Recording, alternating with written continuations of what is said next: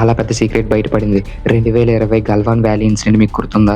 China military మన లదాఖ్ బార్డర్‌లో ఉన్న ఎల్ఏసీ అంటే లైన్ ఆఫ్ యాక్చువల్ కంట్రోల్ దాటి మన దేశంలోకి వచ్చింది. అండ్ అలాగే దీన్ని గమనించిన మన భారత్ మిలిటరీ చైనాకి దగ్గరగా మన మిలిటరీని డిప్లాయ్ చేసాం. అండ్ అలాగే చైనా వాళ్ళ బార్డర్ దగ్గర మిలిటరీ ఇన్ఫ్రాస్ట్రక్చర్ అండ్ రోడ్స్‌ని డెవలప్ చేస్తున్నాం. మన ఇండియా కూడా అలాగే డెవలప్ చేస్తుంది. అలా ఇన్ఫ్రాస్ట్రక్చర్ అండ్ రోడ్స్ డెవలప్ చేస్తున్నప్పుడు చిన్న క్లాష్ ఏర్పడుతుంది. ఆ క్లాష్ వల్ల ఒక భయంకర యుద్ధం పాల్పడింది. ఇండియా అండ్ చైనా అగ్రిమెంట్ ప్రకారం ఆ ప్లేస్‌లో వెపన్స్ ఏంటి ఉపయోగించకూడదు. అందువల్ల ఇలాంటివి ఉపయోగించి వాళ్ళు యుద్ధం చేసుకున్నారు. అండ్ అలాగే చైనా గల్వాన్ ఇన్సిడెంట్కి ముందు చాలా విచిత్రంగా బిహేవ్ చేసింది. 2020 జూన్ టైంలో కావాలని మనతో గొడవ పెట్టుకోవడం అండ్ అలాగే ఏదో దాస్తున్నట్టు విచిత్రంగా బిహేవ్ చేసింది చైనా. అయితే ఇది ఏదో ఎక్కువ చేసి చెప్తున్నాను అనుకోకండి, కానీ మన ఇండియా చైనాని ఈ యుద్ధంలో తరిమి కొట్టింది. మన భారత్ జవాన్లు 20 మంది వీర మరణం పొందారు. అండ్ అలాగే ఈ చైనా ఎంతమంది చనిపోయారో అఫీషియల్గా రిలీజ్ చేయలేదు. కొన్ని సీక్రెట్ ఏజెంట్స్ ప్రకారం ఇండియా తెలుసుకుంది ఏంటంటే 45కి పైగా ఎక్కువ మంది చనిపోయారు. ఇది మన ఇండియా పవర్. ఈ చైనా కనీసం వాళ్ళు ఎంతమంది చనిపోయారో వాళ్ళ దేశంలో కూడా రిలీజ్ చేయలేదు అఫీషియల్గా. అండ్ అలాగే 45కి పైగా చనిపోయారని కూడా చెప్పలేదు ఎవరికి. ఇది చాలా దారుణం. ఇదంతా నేను మీతో ఎందుకు డిస్కస్ చేస్తున్నానంటే గల్వాన్ వ్యాలీ ఇన్సిడెంట్ జరిగిన తర్వాత చైనా ఒక వారం రోజుల తర్వాత ఈ న్యూక్లియర్ టెస్ట్ చేసిందంట. ఎస్, మొత్తం ప్రపంచం బ్యాన్ చేసిన న్యూక్లియర్ టెస్ట్ చైనా చేసింది. China conducted one such yield-producing nuclear test on June 22nd of 2020.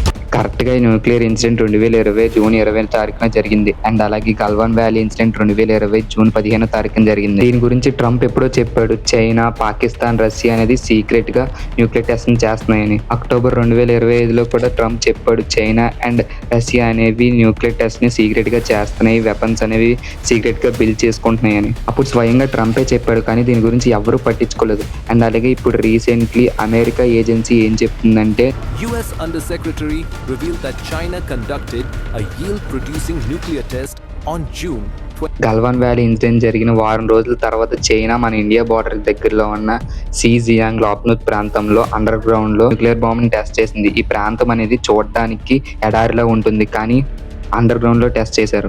ముఖ్యంగా అండర్ గ్రౌండ్ లో న్యూక్లియర్ టెస్ట్ జరిగినప్పుడు ఒక పెద్ద స్ట్రామ్ అనేది ఏర్పడుతుంది. అండ్ అలాగే ఇలాంటివి ఏమేమి జరిగినప్పుడు అమెరికా శాటిలైట్లు అనేవి దీన్ని పసిగట్టేస్తాయి. China has used decoupling, a method to decrease the effectiveness of seismic monitoring to hide their activities from the world. China conducted one such yield-producing nuclear test. China ఇలాంటివి ఏవి జరగకుండా డీకప్లింగ్ అనే టెక్నాలజీని యూజ్ చేసింది. దీనివల్ల భూమి పెద్దగా కంపించదు. సాధారణంగా ఇలా భూమిలో పెట్టేస్తారు నార్మల్గా అయితే, కానీ దీనివల్ల నార్మల్గా ఏమీ అవ్వదు, కాకపోతే పెద్దగా కనిపిస్తుంది భూమి అయితే. అండ్ ఈ డీకప్లింగ్ టెక్నాలజీలో ఒక స్పియర్ షేప్లో భూమి కింద రంధ్రం తవ్వి అందులో పేలుస్తారు. అండ్ అలాగే దాని చుట్టూ ఒక type of chemical gases and చాలా జల్లి బయటికి రాకుండా చేస్తారు. ఇలా ఆకాశంలో పెద్దగా ఫైర్ స్టార్మ్ కూడా రాదు. అందుకే చైనా ఈ డీకప్లింగ్ టెక్నాలజీని యూజ్ చేసి న్యూక్లియర్ టెస్ట్ చేసింది. ఈ చైనా తెలివిగా ఏటి ఆలోచించిందంటే ఈ న్యూక్లియర్ టెస్ట్ అనేది బయటికి తెలియకుండా ఉండాలంటే ఏదైనా క్లాస్ రావాలి, ఏదైనా గొడవ పడాలి ఎవరితోటైనా అనే మైండ్ సెట్తో మన ఇండియన్ ఆర్మీతో గొడవ పెట్టుకుంది. ఈ న్యూక్లియర్ టెస్ట్ అనేది ఏదో ఈరోజు చేసేద్దామంటే రేపు చేసేద్దాం అన్నట్టు ఉండదు. చాలా నెలల నుంచి చాలా పకడ్బందీగా ప్లాన్ చేస్తే కానీ అవ్వదు. వీళ్ళు ఇలా న్యూక్లియర్ టెస్ట్ చేస్తున్నారని ఇంటర్నేషనల్ మీడియాకి తెలియకూడదని మనతో వార్ పెట్టుకున్నారు. అండ్ అలాగే మన ఆర్మీని తక్కువ అంచనా వేశారు. చైనా ఇక్కడే చాలా పెద్ద బిగ్ మిస్టేక్ చేసింది. ఎందుకంటే మన బార్డర్లోకి వస్తే మనం ఏదో సైలెంట్గా చిన్న క్లాస్ వదిలి మనం సైలెంట్గా చిన్న వార్నింగ్ ఇస్తాం అనుకున్నది, కానీ మనం మాత్రం వార్కి దిగాం. అండ్ అలాగే దీనివల్ల చైనా మిలిటరీలో 45 మంది సోల్జర్స్ చనిపోయారు. వీళ్ళు ఎంత దుర్మార్గులు అంటే ఎలాగో ప్లాన్ చేసాము, సైనికులు కూడా చనిపోయారు కదా, మనం ఈ న్యూక్లియర్ టెస్ట్ ని చేసేద్దాం అనుకున్నారు. అండ్ అలాగే చేశారు కూడా. అక్కడ జరిగిన సిస్మిక్ యాక్టివిటీని బట్టి అప్పుడు అమెరికన్ శాటిలైట్లు అనేవి ఇది న్యూక్లియర్ టెస్ట్ కాదు అని అనుకున్నాయి, కానీ ఇప్పుడు రీసెంట్గా వస్తున్న ఆర్టికల్స్ ఏం చెప్తున్నాయంటే అది న్యూక్లియర్ టెస్టే, ఆ సిస్మిక్ వేవ్స్ అనేవి న్యూక్లియర్ టెస్ట్ వల్ల ఏర్పడ్డాయి అని చెప్తున్నారు. సేమ్ ఇలాగే ఇంతకు ముందు పాకిస్తాన్లో కూడా ఇలాగ వచ్చాయని అమెరికా చెప్తుంది. ఒక అగ్రిమెంట్ ప్రకారం ఎవరు న్యూక్లియర్ టెస్ట్లు అనేవి చేయకూడదు, కానీ చైనా అండ్ పాకిస్తాన్, రష్యా చాలా దేశాలు అనేవి న్యూక్లియర్ టెస్ట్ చేస్తున్నాయి. అమెరికా ప్రకారం రష్యా దగ్గర 4000కి పైగా అండ్ అలాగే చైనా దగ్గర 600కి పైగా న్యూక్లియర్ అణువాయుధాలు ఉన్నాయి అని చెప్తున్నారు. అండ్ అలాగే ఇండియా దగ్గర 180, పాకిస్తాన్ దగ్గర 170 న్యూక్లియర్ ఆయుధాలు ఉన్నాయి. చైనా ఎప్పుడు రివీల్ చేయలేదు.